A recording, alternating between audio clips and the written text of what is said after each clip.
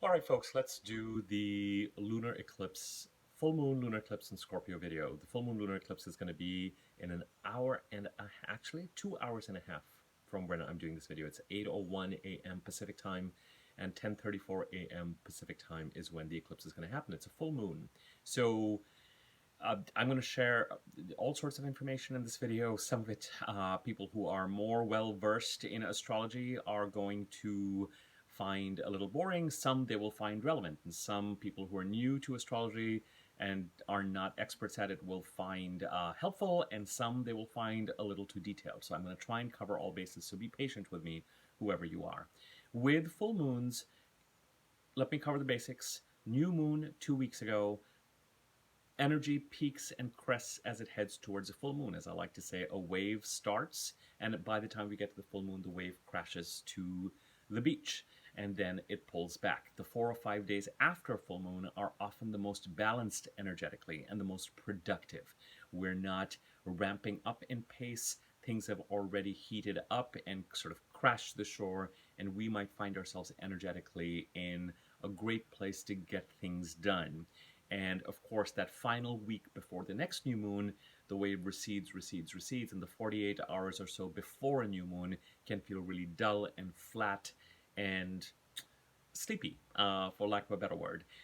Which brings me to the fact that the full moon may not feel sleepy. And so 48 hours, especially up to 72 hours before, but depending on, for people at least in the US, last night, I just, woke up this morning, so the night that I just spent and the night before that may be sleep-wise more deprived. It may be harder to sleep, harder to fall asleep, stay asleep. There's more energy stored up and released at the time of a full moon.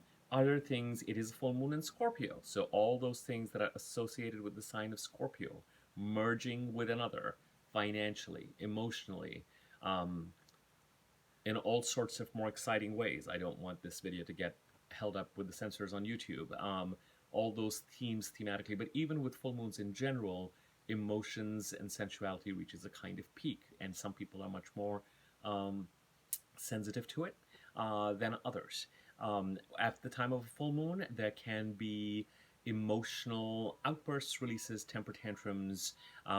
Your emotional and intuitive truths bubble up depending on who you are and depending on what the truth is and how comfortable it is for you to express it or not express it.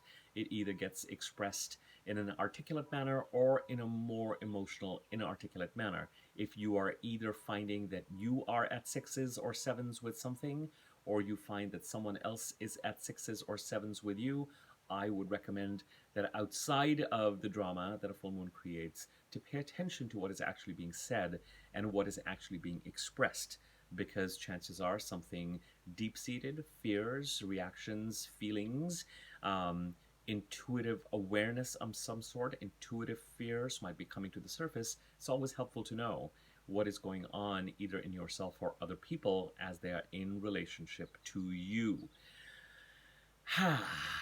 This full moon is also an eclipse. About 4, sometimes 5 times a year, we have new moons and full moons that are eclipses, where the Earth, the Sun, and the Moon are aligned in such a way that either the Moon is blocking out the Sun, a solar eclipse, a new moon solar eclipse, or else the Earth is casting a shadow on the Moon, a full moon lunar eclipse. Okay. Um, Eclipses, as I've described to you before. One more thing about this particular full moon. I will say that because this full moon is happening while Mercury is retrograde, and I just did a video on Mercury retrograde a few days ago, I would strongly recommend that you listen to that as well, because that energy is also being felt very much at this time as we head towards May the 14th when Mercury goes direct, and actually for a few weeks after that as Mercury clears the shadow period. I actually have more to say about that Mercury retrograde in another video, but I'm going to focus on the full moon lunar eclipse in this one because I'm sure you're wondering what I have to say about it. But the fact that the eclipse and both the full moon are happening while Mercury is retrograde may mean for some people that the intuitive awareness is internal and the meltdowns are internal, and the processing and the closure and the deciding what is in or out and how to move forward is internal. Now, Some part of this, what is in or out, or how to move forward, or how to bring closure, has more to do with the Mercury cycles. Again, I'm going to refer you to my last video, and less to do with the eclipse. Okay, there are multiple transits that are happening at any time. With eclipses, we like to say things are eclipsed in or out. The best analogy I can give with an eclipse is to refer back to a 19th century novel. Let's take something like Anna Karenina or War and Peace, where you have a novel that's divided into different volumes and books or parts. And sometimes with a full moon or a new moon, you could argue, or with certain transits, that a chapter is ending. But with an eclipse and a series of eclipses in the same signs, it's like the book is ending. So it is a more significant, more fated change. We as human beings get stuck. There's inertia, whether it's an inertia of staying put or whether it's an inertia of movement and motion that we have a hard time stopping. And so we need the larger change forces, often astrologically, that come through, for example, a Jupiter transit, or to some extent, I'm going to say Jupiter transit or eclipses, to stop the current status quo and allow us to shift gears. Sometimes these gear shifts are very much part of our alignment and where we want to go, and sometimes these gear shifts are the universe taking the wheel and taking us in different directions. With eclipses, mortality. The veil is thinner between this life and the next life. So people or things, objects dear to you might be eclipsed in, eclipsed out. And especially with Mercury retrograde, if, just hear me out on this, if there's a timeline that has been given to someone who's dealing with something mortal, so let's say someone is dealing with an illness and the doctor's prior prognosis is it'll take 6 months or 8 months, sometimes with a Mercury retrograde, that process speeds up. And the fact that it's happening during an eclipse might mean that you might think that something is going in a certain direction for someone. And as Mercury goes retrograde, it kind of reverses, and there's this, it almost feels as if there's like, well, if this is going to take 6 months, let me, the winged messenger, just transport this soul sooner. And sorry, not the pleasantest things to talk about, but I observe it, and a lot of what I share is based on what I observe. And you are welcome to not take anything I say as gospel. By all means, take it as ideas and things for you to experiment with and things to observe. Okay. Now, we have had eclipses in the sign of Taurus and Scorpio. Taurus are the North Node eclipses. Scorpio are the South Node eclipses. The North Node and South Node are not independent bodies of each other. They are they're essentially points in the sky from our perspective on Earth where the Sun and the Moon's orbit intersect. Now, the Sun is not going around the Earth, but to us it looks like it is. The Moon is going around the Earth. From our perspective, there are places where the Sun and the Moon's orbits around the Earth intersect. And those are called, on the north side, I'm going to keep this very simple. On the north side, the North Node. On the south side, the South Node. Okay. Now, with the North Node is something we're called to do, something that is budding, something, and I like that analogy of a bud, something that we are meant to lean into and develop and focus more on and acquire. It has a sense of calling. It has a sense of being pulled towards. With the South Node, and this is a South Node eclipse, it is what needs to be released. So if the North Node is something budding, the South Node is like an overripe fruit that kind of needs to fall off the tree and needs to be released. It's not doing anyone any favors. We have a subconscious strength in it, so we might find that we lean into South Node behaviors very, very easily. It's almost like a whirlpool that keeps calling you in, but there's a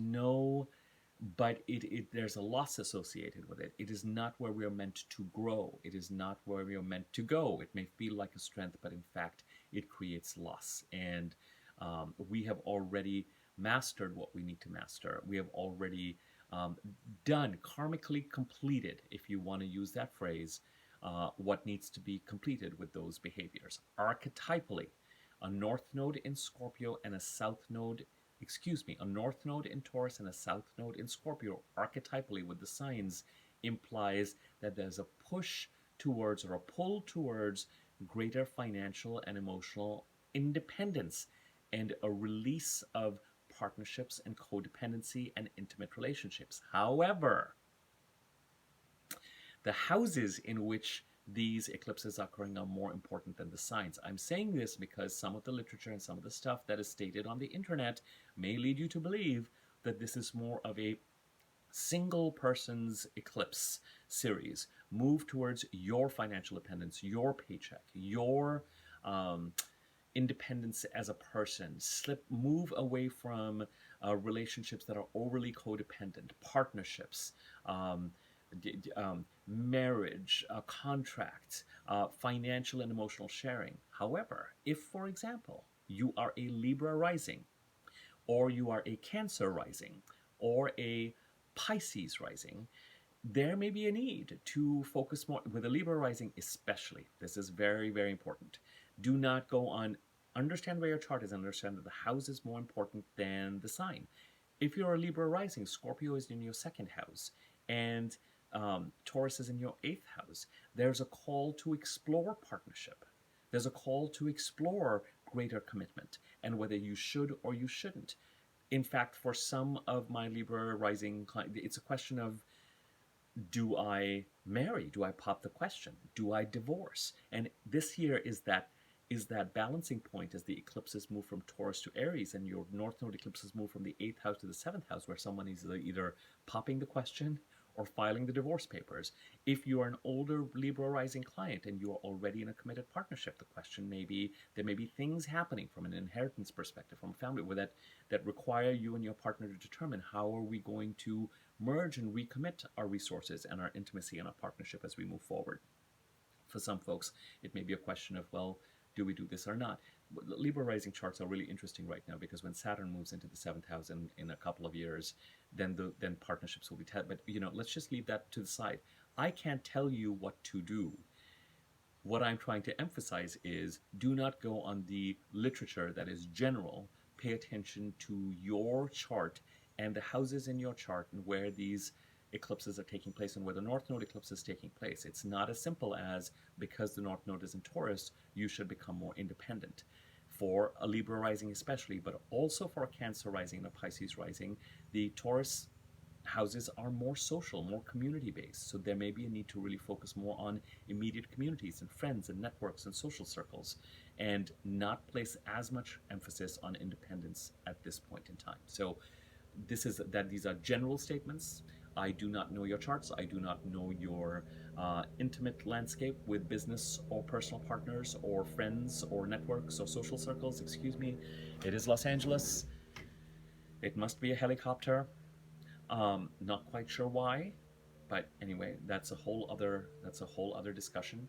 But irrespective,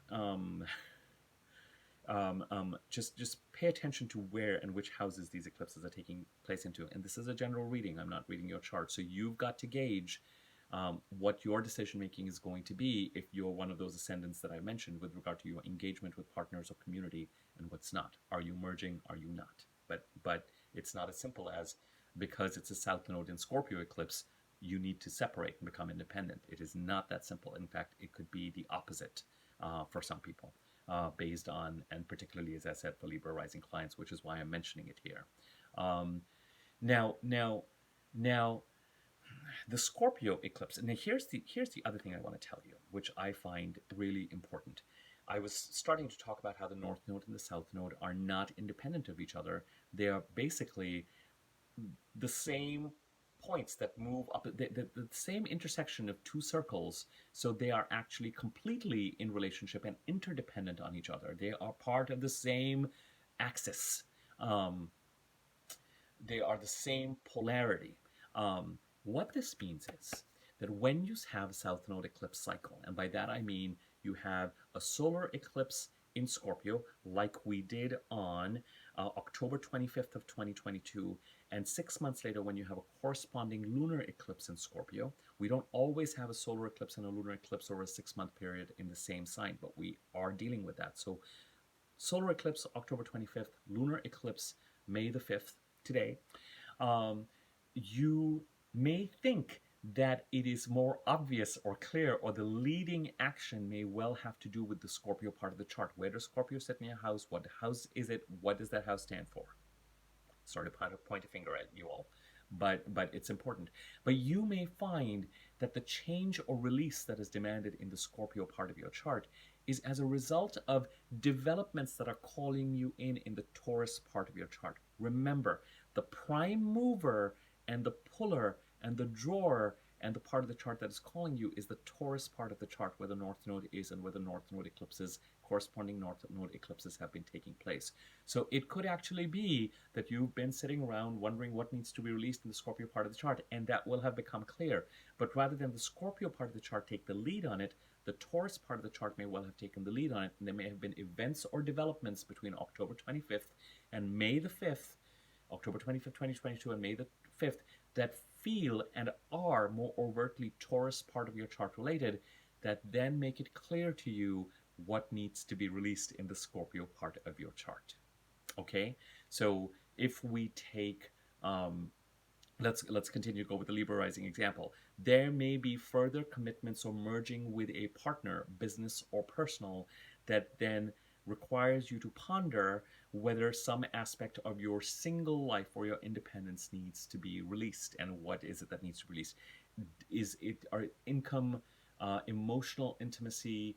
Are there developments occurring there over the past 6 months? And let me Scorpio eclipses, May the 15th of 2022, October 25th of 2022, May the 5th, May the 15th of 2022, October 25th of 2022, May the 5th of 2023. So the following dates, March 15th and May the 15th of 2022. First set of Scorpio eclipses. The eclipse was on May the 15th, but I find the March 15th date, the week before, week after, may also be important. Scorpio eclipses.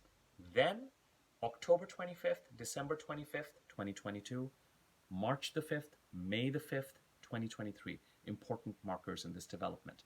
There may have been, since the Taurus Scorpio eclipses started on November the 19th of 2021. So August the 19th, 2021 to November the 8th, August, Mercury is retrograde, is it not?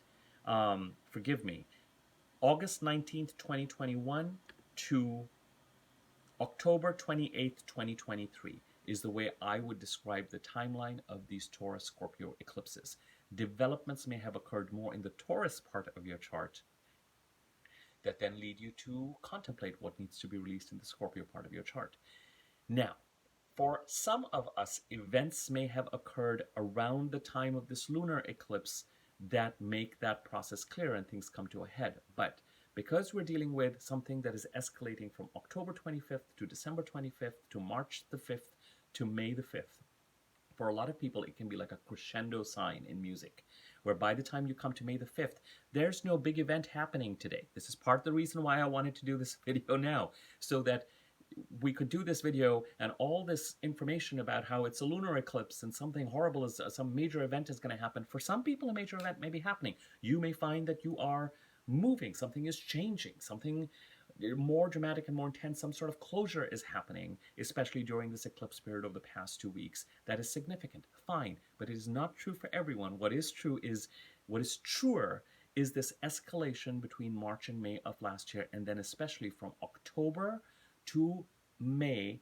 October last year to May this year, that feels like an escalation of energies, that by the time we come to May 5th, we know that in order to develop and move forward and grow and feel that calling and that budding energy that we need to put into flower in the Taurus and soon Aries part of our charts, frankly, it's the Taurus Aries part of our chart, what needs to be released in the Scorpio part of our chart. Okay? It's much more knowing, and yes, events and developments may occur that pull us in this direction. Okay, one more thing I want to say. The important transit that is occurring at the time,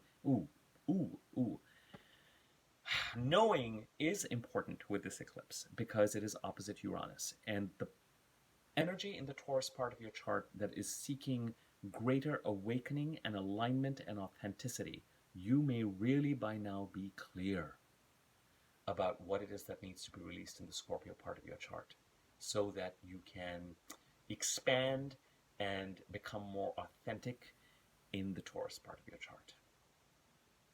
Now that If there's one statement in this video you need to listen to, it is that. You may be very, very clear whether there is a big dramatic event or not by the time you get to May the 5th of 2023 about if you want to continue to expand and grow and develop into greater authenticity, independence, freedom in the Taurus part of your chart. If you want to experience a quantum leap of growth, which will come from inside and manifest outside, what you need to release in the Scorpio part of your chart. And March to, you could even take it back to August 2021 to October of this year, but you could take it from August 2021 to this date, and it will be this escalation of knowing and awareness of where you need to lean into and what needs to be released in the Scorpio part of the chart. Jupiter and the North Node are going to conjunct in early June, and they are squaring Pluto.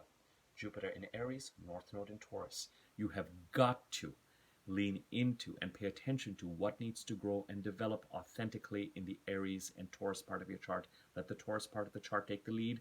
Listen to my Mercury retrograde video. You have to take action there because the transformation that Pluto is trying to complete in Capricorn and initiate in Aquarius is dependent, the healthiest of these transformations is dependent on your leaning into the right direction. Okay, as I said, this video is going to have information on people who don't know much about astrology and people who do and who know their charts. I'm trying to cover all bases. I'm going to leave it here. I don't like my videos to go over 20 minutes. There'll be more to follow, of course. Subscribe, click on the bell icon next to subscribe and the wiggly bell thing so you're notified when I'm doing videos. Comment, like, by all means. Have at it. Thank you for listening. Have a great eclipse. Contemplate Mercury's retrograde. Contemplate. And nothing wrong with reaching conclusions with regard to where it is that you need to go and where life is going and where things are developing during this time and what it is that needs to be released. You may really feel quite clear. And the exciting thing about that clarity is that as you head towards October, you can really put things into action and see these Taurus Scorpio eclipses through. All right. I'll see you later.